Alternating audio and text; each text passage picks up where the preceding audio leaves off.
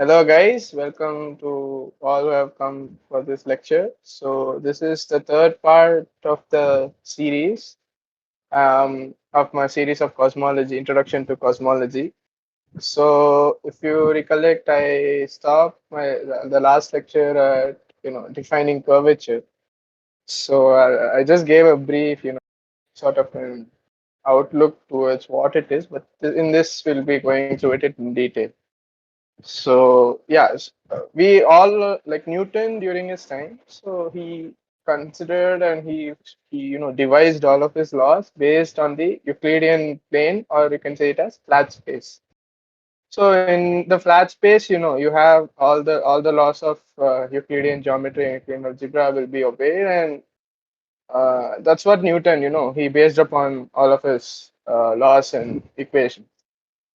But soon as we advanced in our observation skills and in technology, so as we began to observe the universe more.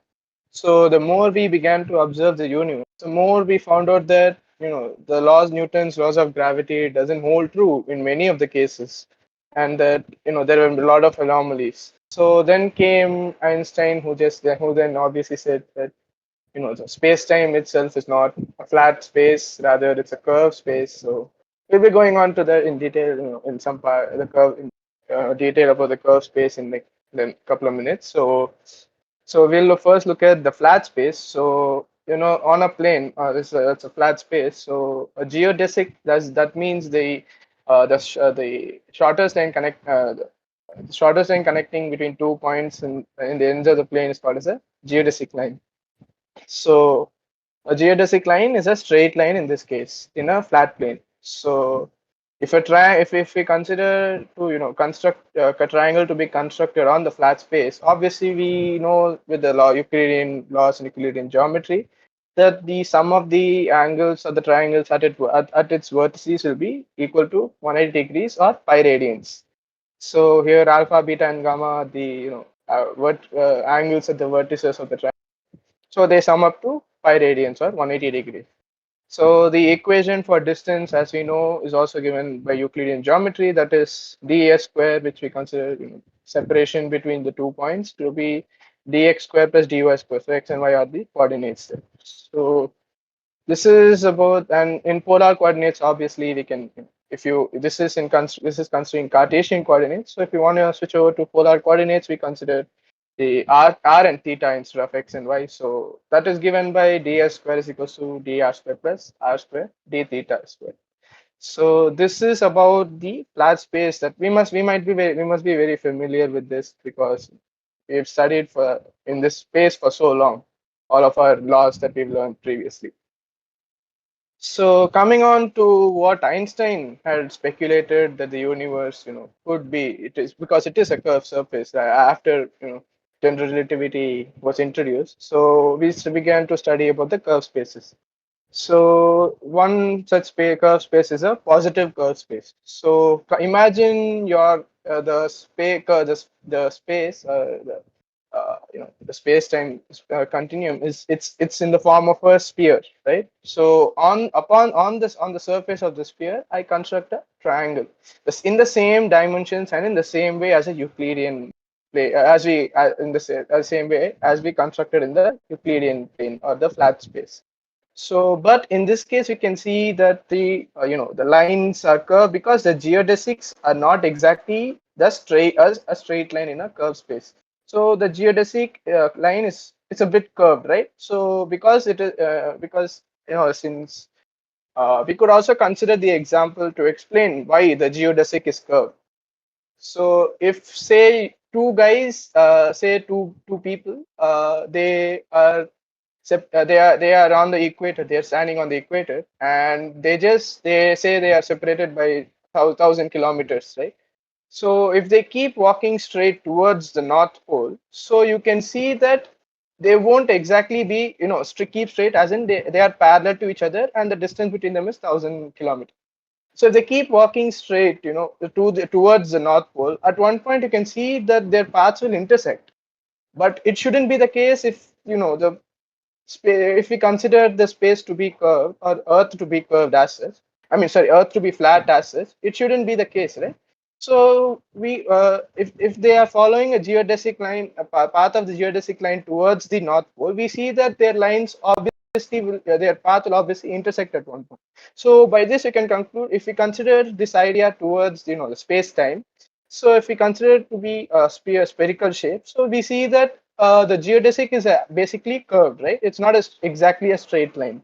So this is what it a general example to get a better understanding of why and how we can say that the geodesic is curved.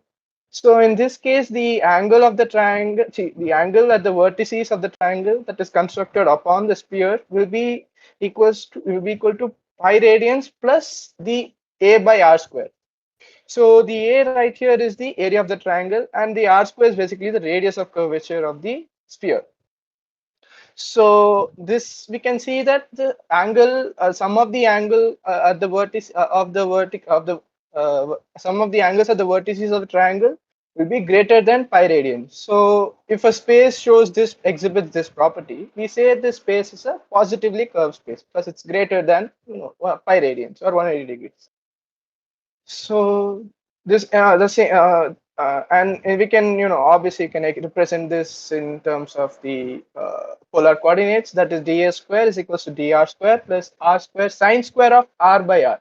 So the small r right here is basically the distance between the distance of the geodesic line, that is the length of the triangle, and then you have the divided by capital R, which is the radius of curvature of the spherical the curved space. So the d square is equal to dr square plus capital R square sine square of small r by capital R d theta square. So the space which satisfies the above conditions is called as a positively curved space. So now let's look at its counterpart, that is the negative curved space. So negative curved space is this is two-dimensional. I mean it's pretty hard to imagine it basically. So, but let's consider, like, you have the horseshoe kind of thing, right? On which sorry, you sort of have a curve on both the sides at the end. So basically, it's a hyperboloid as such. So you have, if a triangle is, so this is an example. This is a representation of a two-dimensional negative curve space. So you have say a triangle is constructed in the same way, but even here the geodesic is curved, but the curvature of the curvature is different. So the nature of the geodesic will also differ, right? You will have a different kind of a geodesic right here. So same way, if a triangle is constructed on the surface by connecting 3 points with the geodesics, the angle at its vertices will be given by alpha plus beta plus gamma, which are the angle at the vertices, will sum up to pi radians minus a by r square. So again, wherein a is the area of the triangle and r square is the radius of curvature of the surface, the curved surface. So again, this can be represented in the polar coordinates such as ds square is equal to dr square plus r square sine h square r by r into d theta square. So you have the extra sine h component right here to explain the negative curve space. So in this, we can see that the sum of the individual angles of the angle at the vertices will sum up to a number less than, or a quantity less than, pi radians. So this is the nature of a negative curve space. And so to sum up, basically, to get a shorter version of how we can represent a curve space as such. So the curvature of the space can be denoted, say, by a letter k. So if k is equals, yeah, if k is equals to +1, the space is called a positively curved space, right? Okay. And then if k is equals to -1, the space is called a negatively curved space. And if k is equal to 0, that means it has no curvature. So we say the space is Euclidean or a flat space. So this is about the curvature. And now this, what we have seen so far is curvature in 2 dimensions, right? So let's head on to 3 dimensions. So we have same the similar kind of, because it is hard to represent 3-dimensional surfaces 2-dimensional as such sheet. We just go on with our imagination and try to understand its nature. So you have dA square is equals to, in for a flat space, obviously. So it's in a flat space, we have the three coordinates, that is x, y, and z. So the distance and distance is represented as ds square is equal to dx square plus dy square plus dz square. And again, in polar coordinates, you have three coordinates, that is r, theta, and phi. These are the three coordinates that we have chosen. So you have ds square is equal to dr square plus capital R square sine square small r by capital R times d theta square plus sine square theta d phi. So this is how we represent a flat space in three coordinates. So this, I think, most of us might be familiar with, as we worked with flat space a lot in three-dimensional assets. So now let's look at how we can represent the distances in 3D positive in a three-dimensional positively curved space. So you have ds square is equals to dr square plus capital R square sine square small r by capital R into d theta square plus sine square theta d phi square. And then you have an extra and then you have in negatively curved space, you have the sine square sine h addition to it to represent the negative curve space. So now let's form a general equation by which we can represent all types, the three types of curvature in just one equation, a general equation. So basically, because we are discussing about the distances right here, we have the distance equation right here. So when we're discussing distances in a space, frame of reference or a space, we refer to that as a metric, right? So metric is used to measure distances in a space or in any plane as or any surface as such. So the three possible metrics for a homogeneous isotropic. So the homogeneous isotropic here is very important, as the cosmological principle states that the universe is homogeneous and isotropic at each point. At a large, obviously, the approximation applies only to larger scales, that is greater than 100 megaparseconds. So the possible three possible metrics can be given as ds square is equal to dr square plus sk times r square into d omega square. So basically, we've crunched it because we wanted to have a simpler form. So let's see what the new terms are. So the omega right here is nothing but d theta square plus sine square theta d phi square. So the whole term is, as we can see, is common in each expression. So we have uh, omega square, d omega square, that can omega, which can be represented in this. And then you have sk. So sk is nothing but an expression for the conditions of curvature. So you have if r sine r by r is the term that is being represented in this case. So we have k is equals to +1. So we can say if that is the expression, and we are talking about a positive curve space. If you have only r, we're talking about a flat space. If you have r sine h capital R by small r, small r by capital R, you have k is equals to -1. So we're talking about a negative curve space. So this is a general expression, and again we can also, since this is basically in polar coordinates, we can also represent it in terms of your radial coordinates. So sorry, this was good. Yeah. So you have ds square is equals to dx square by 1 minus kx square by r square plus x square d omega square. So basically the same kind of variables are there here in radial coordinates. So we can use the above indexes to figure out what each of the terms are. And this is about the curvature as such in 2 and 3 dimensions. And so let's look at one of the applications, or one special metric that focuses on the space-time curvature as such, because you're learning cosmology as such. So yeah. So according to the laws of special relativity, right? So special relativity basically is the laws of the universe that we can speculate when you have a flat space. You have a flat or a Euclidean space. That is one of the space type of curve spaces that we have seen before.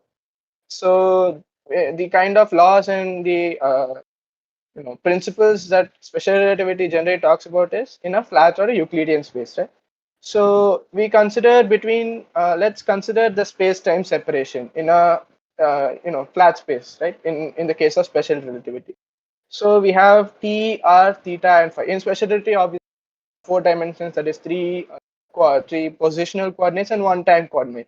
So you have time r, theta, and phi, which are your positional coordinates, and then you have d. So between two coordinates, so time will become dt. That's a small perturbation in the time axis, and then you have r plus dr, theta plus d theta, and then phi plus d phi. So these are the between the two coordinates. We're trying to find the space-time separation.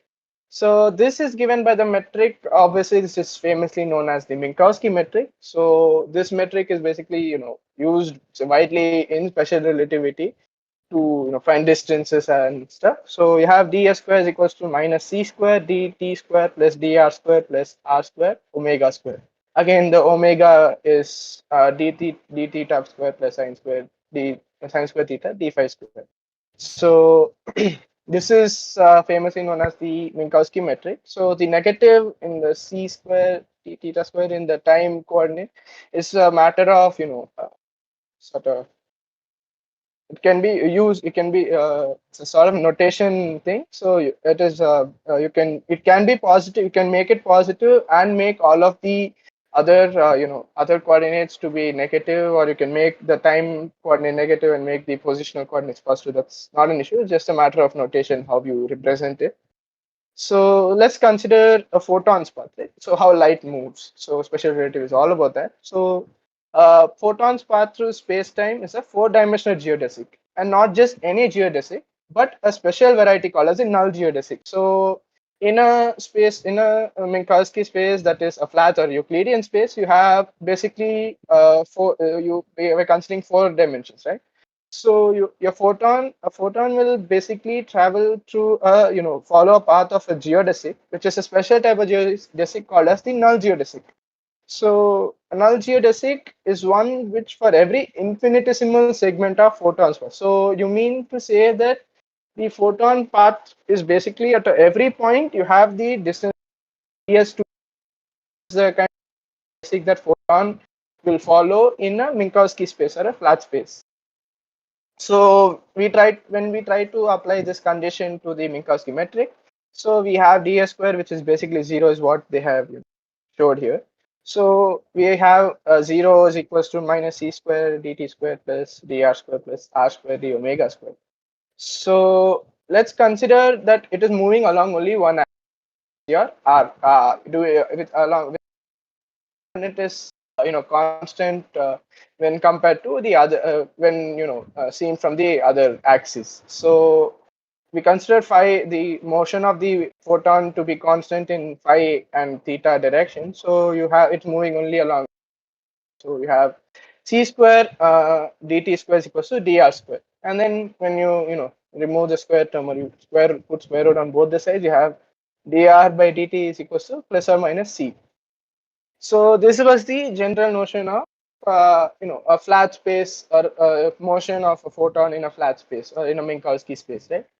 In context to special relativity. So in 1930, there were two scientists, the two physicists, Howard Robertson and Arthur Walker. So they asked, what form can the metric of spacetime assume if the universe is spatially homogeneous and isotropic at all time, and if the distances are allowed to expand or contract as a function of time? So basically, we're talking about the expansion of the universe here, right? So we're generally talking about your special relativity. I mean, special relativity again. So they wanted to apply the notion of the universe expansion and the concept of the scale factor to the general equation in the Minkowski metric. So you have so they thought about that and came up with the equation, the metric, famously known as Robertson Walker metric, as ds square is equals to minus c square dt square plus a of t square. So the a of t is nothing but the scale factor, which is only time dependent and is independent of any other quantity. So you have a of theta times dx square minus by 1 minus kx square by r naught. So this is the in radial quantity represent case, plus x square d omega square. So in when we want to write it in a general sense, we can use we can replace the dx square by 1 minus kx square by r naught square as sk in sk, which is which only depends on the distance, that is r time square. So this is the general like compressed equation of the Robertson Walker metric. So so Robertson Walker metric basically assumes that that the space is expanding, and also that it is a homogeneous and isotropic at all scales. But we know for a fact that the universe is not isotropic and homogeneous as such in smaller scales. We've seen, right? Like in the first lecture, I covered that why and under what cases can we consider the points. So the we've seen that in only on distances greater than 100 megaparsec. So we can sort of generalize that the universe is basically homogeneous and isotropic at all points, since there's a lot of empty space at that that scale, and you don't have much of matter that can be easily distinguishable from each other. So same in part of the universe. Like the properties are same in every every part of the universe. So this Robertson Walker metric is a special kind of a metric that's only applicable at scales greater than 100 megaparsec. So this is about the Robertson Walker metric. So this metric is basically based on the concept of curvature, special relativity, and you have the expansion of universe concept. So it is just crunched into one general common solution that can tell us how the distances in a flat or Euclidean space in any in any curved space with respect to also while also including the concept of expansion of the universe by introducing the factor that is a of t, that's a scale factor. So this is about the Robertson Walker metric. Now let's head on to the concept of proper distance. So we in astronomy we observe. So when we try to observe various galaxies, we can only look at the angular. We can look at the angular section or the angular distance from your point of observation, right? So you cannot exactly calculate the different distance from the point of observation and the position of the galaxy or any other object. So one way, the proper distance is basically the exact distance between your point of observation and the object you're observing. So so let's consider a special case. So consider a galaxy which is very far away from us, sufficiently far that the point to note here is sufficiently far that we may ignore all the small scale perturbations of space-time and adopt the Robertson Walker metric. So I told you guys like recently that Robertson Walker metric is only applicable at scales greater than 100 meters, where the principle of cosmology is applicable.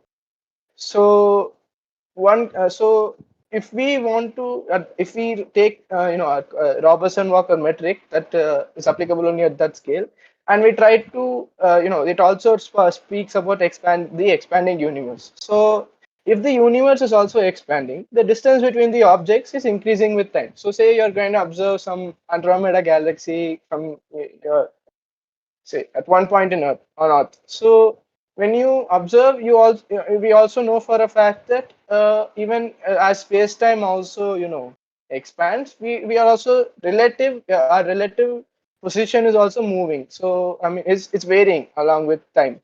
So if we want to assign a spatial distance d between the objects, we must specify the time at which the distance is the correct one. So because expansion is basically given by the scale factor, right? So the scale factor is only a quantity that only depends on time. So we must also specify the time at which the distance is the correct one. So we have the Robertson Walker square is equal to a t square. So but we've taken the this what approximation you've done here is you just taken the time to be c square to be 1. That is one normalization that can normalization of the uh, you know the Minkowski metric. So you take the whole time coordinate to be like 1, or like you can negate the part if you want to consider only the spatial distribution. So you have ds square is equals to at square times dr square plus sk square d omega square. So again, we are considering the geodesic to be only going along the path with respect to r coordinate, and it is constant in both theta and phi coordinate. So this reduces the equation down to ds square is equal to at square into dr square, and then you take square root on both the sides. We have equation number 8, and this is a sort of, this picture tells us how we're trying to observe the particular object in the universe.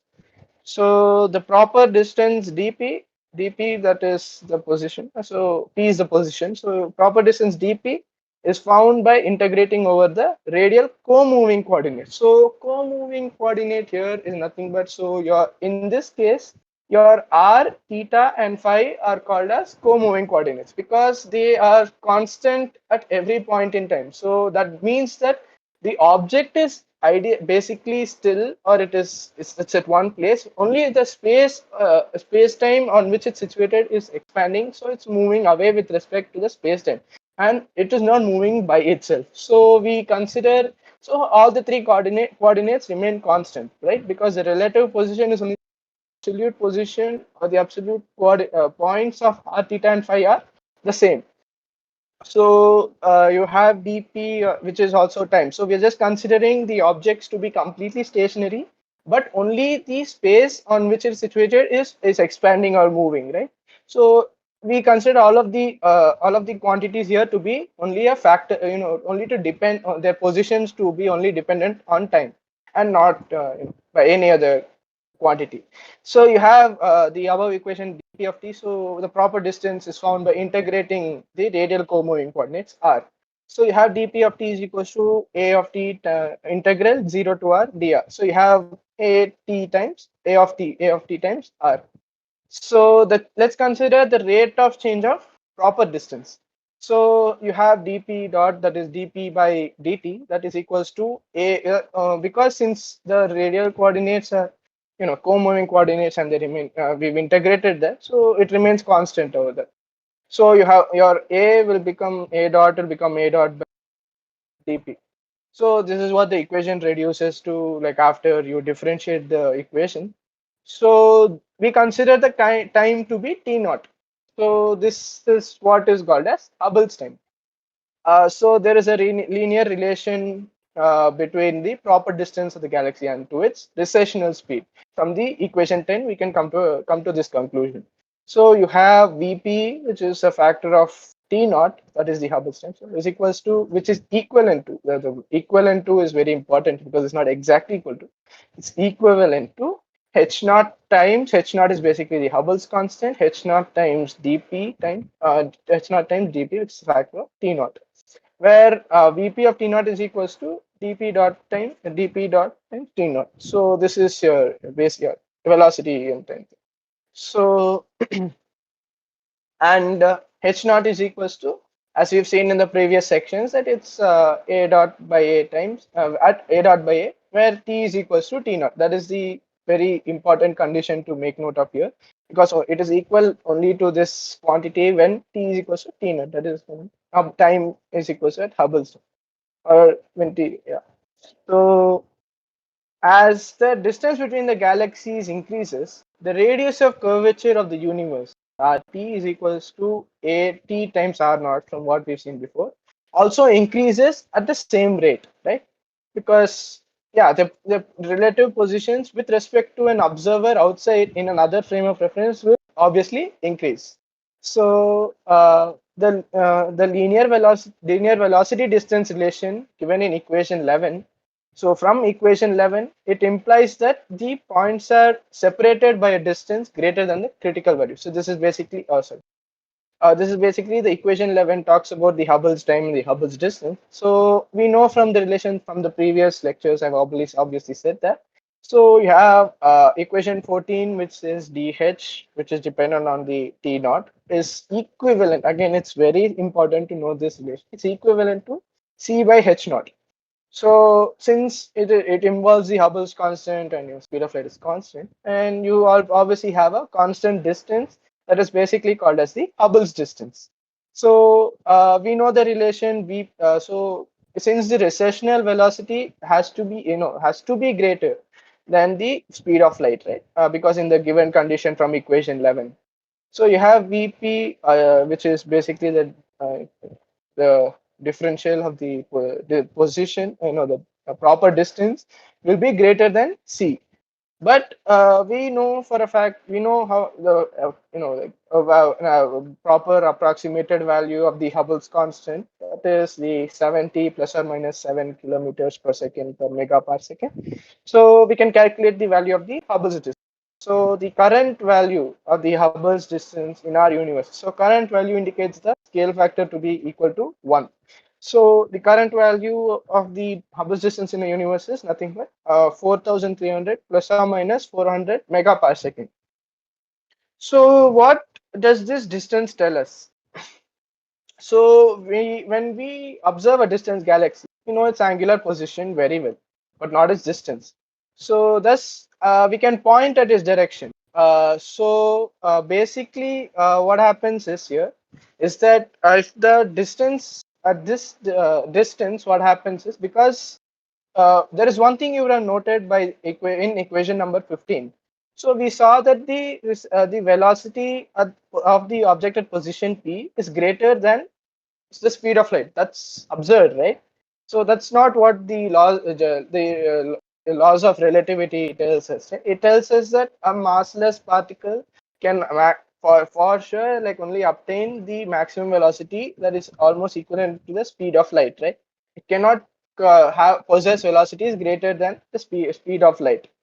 So, but there is a catch, right? So the one thing is that the laws of special relativity hold, and this also comes under the laws of this explainable under the laws of, say, because the laws of relativity tells us speaks about the velocity of object only in a static frame of reference or a static space.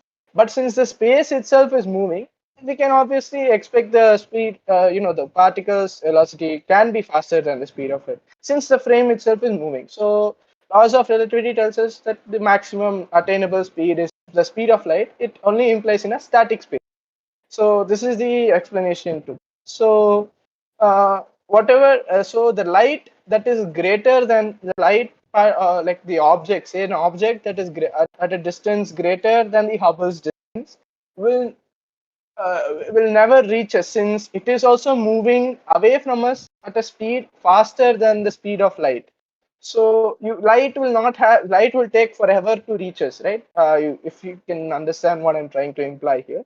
So you can also calculate the Hubble's distance. So since the thus so when we try to observe a distant galaxy, we know its angular position to be very well, but we don't know, obviously, like how I said what I said, we don't know its exact distance. So we can actually view the telescope and we can find the direction at which it's situated, but we don't know its current proper distance, since space is obviously expanding gradually as time passes by. So for its correct proper distance dp, which is dependent on t naught, or for that matter its co-moving coordinate distance r. So one way we can try to evaluate this, do note that this object is not located at greater distance than the Hubble time. I mean the Hubble distance. Sorry. Yeah. So one way we can try to observe the object, we can try to calculate the distance, is by observing the redshift. This is a very common process and very widely used process. So we have the redshift that is represented by Z. From the we can measure the redshift of the light we receive from the galaxy. So although the redshift doesn't tell us the proper distance to the galaxy, it gives us an idea about the scale factor at which light was emitted from the galaxy. So light was emitted, say, at a time TE and is observed by us, say, at a time T naught. So during its travel from the distant galaxy to us, the light, obviously, as we've seen, as we've considered this case again, the light traveled path of a photon is a null geodesic, since its speed is always constant. So the light travels along a null geodesic with ds equal to 0.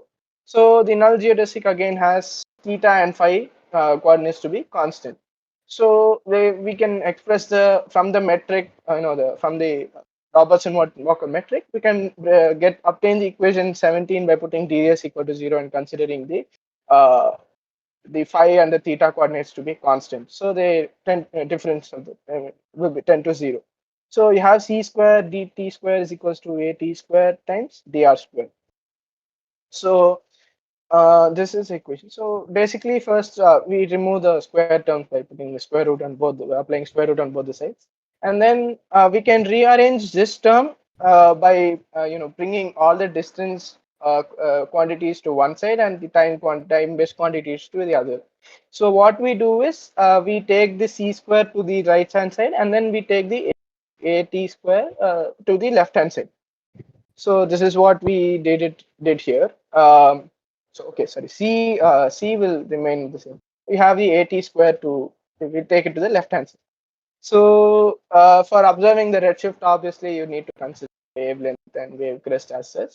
So the wave crest that is emitted at time te and observed at time t naught is given by c times integral dt by a of t from te to t naught is given by, oh, I'm really sorry here. It has to be 0 to r. Sorry, I made a mistake. Okay, so it should be 0 to r dr equals to r. So because after we integrate it, this equals to r. So the next, when we consider the second wave crest, right, crest center, so we consider the second maxima of the wavelength. So we have the next wave crest of light is emitted, say, at a time te plus lambda e by c, and then and then for the observed wave crest, observed second wave crest, we have at a time t naught plus lambda naught by c. So in general, we consider lambda and lambda naught to be like unequal quantities, as because we consider the space to be expanding. So for the second wave crest, we consider the limits that was specified here. So we have integral t plus lambda e by c to t naught plus lambda naught by c of dt by a of t is equals to integral 0 of r dr is equals to r. See, the absolute the dr right here is nothing proper distance. So the absolute distance remains constant in one specific frame of reference. Only if you are viewing from another frame of reference, you can observe the changes in the distance. So only the space is expanding. The objects and the coordinates of like are constant throughout. So we have the general, that is r, because 0, we have the limit 0 to r again here. So since the right hand side is equal in equation 18 and equation 19, so we can say that the left hand sides are also equal. So we consider integral t to t naught dt by a of t is equals to integral t plus lambda e by c into t naught plus lambda naught by c dt by a of t. So what we do here, we use mathematical to make our calculations easier. So what we do is we subtract the integral t plus lambda e by c to t naught dt by a of t. So we subtract this integral on both sides on equation from equation 20. So we obtain, since the integral is the same, has the same variables, you can manipulate the upper and lower limits by subtracting equation from equation 20. So we get the equation integral d to t plus lambda e by c dt by a of t is equals to integral t naught to t naught plus lambda naught by c dt by a of t.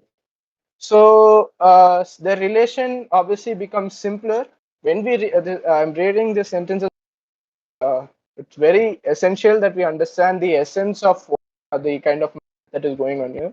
So the relation becomes simpler when we realize that during the time between the emission or observation of two wave crests, the universe, obviously it doesn't have much time to expand by a significant amount, right? So in comparison, to show the time scale of expansion of the universe is the Hubble time that we. So that is h naught inverse. So that is almost 14 giga years. Giga is 10 to the power 9. So 14 into 10 to the power 9 years. But the time that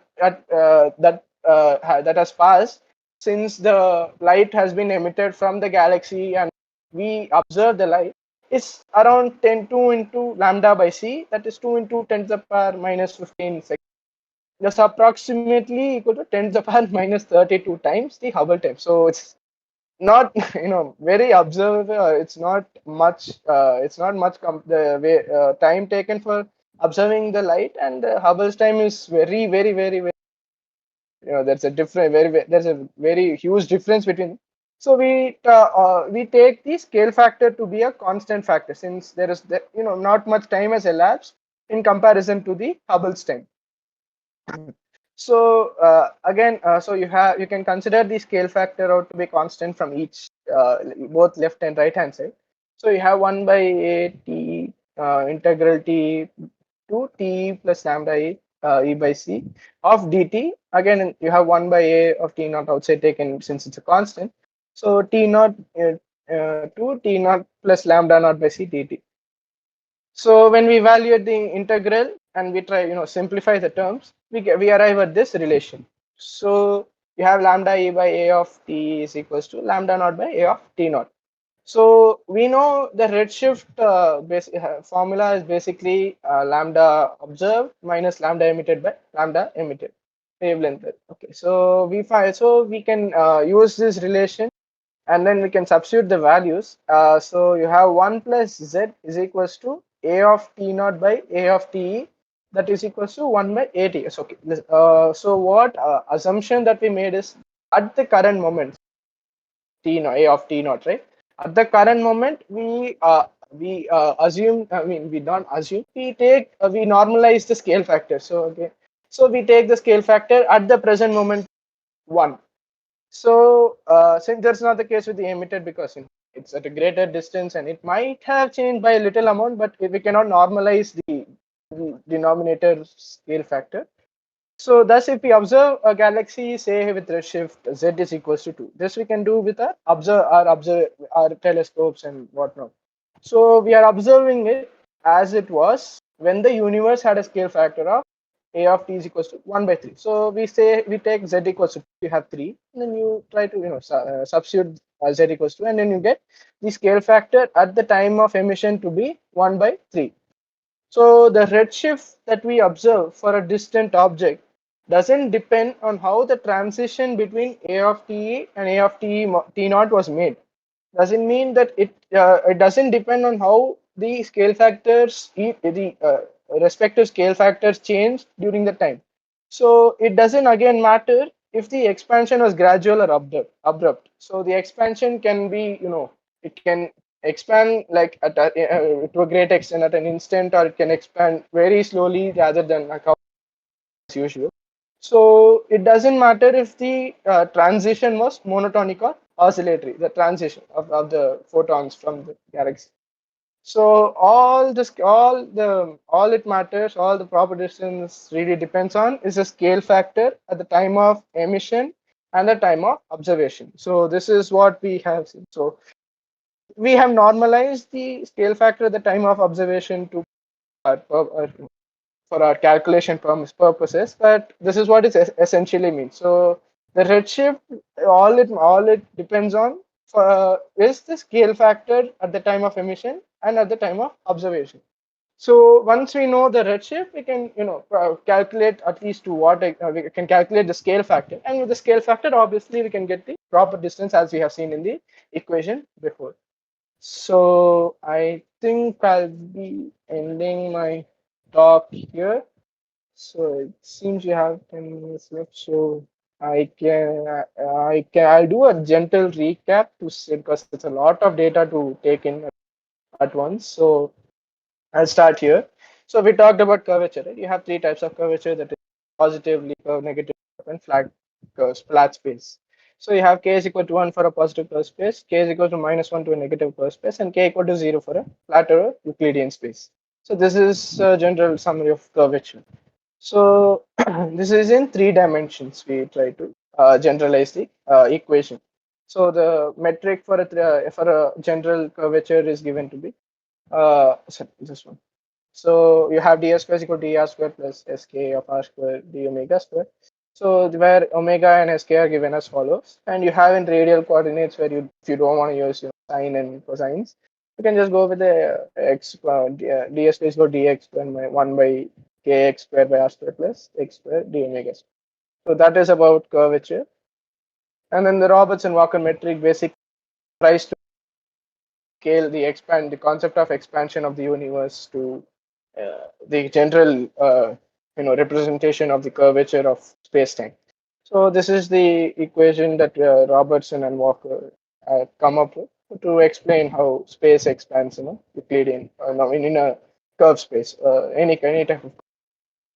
So, so we talked about proper distance. So we tried to get a general relation of proper distance in this case. So, but in this, okay, one thing I forgot to mention. This in this we consider obviously to be the scale factor to be at t naught. That means at the present moment we can calculate this thing. So, but it is not enough because there is a difference in the scale factor at what time the light was emitted and at what time we try to observe. So this needed more of a better understanding. So if you want to find a general for a better result of getting the proper distance, you multiply this thing with the scale existing scale, the current scale factor that we will find in the following ways.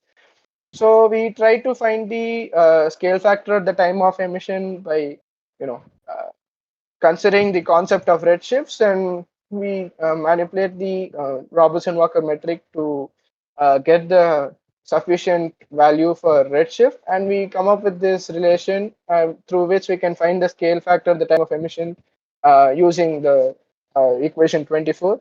So with this, we can also find the actual proper distance between two objects using the concept. So this is so I'll be ending my lecture here. So if you guys have any doubts, you can ask.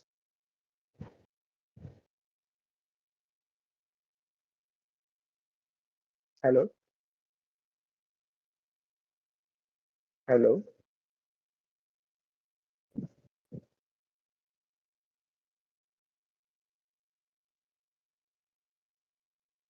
Yes, Mukund.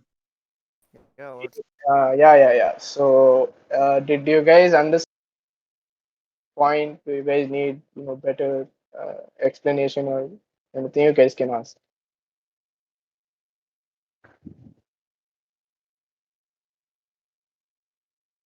I think everyone is fine.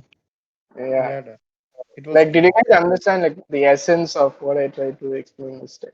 So this is basically how you integrate all the concepts that you guys like I have spoken about in the previous two lectures to get a better understanding as when we apply it in real life conditions. So yeah, this is one fun way to see and apply the concepts and get a proper result and understand the universe better. So we talked about curvature, uh, expansion of space, and then you have Minkowski metric, and then you have the redshifts, the calculating the distance using redshifts, and so yeah. I think I'll end my talk here. Ugar, did you hello. can stop the recording, I guess.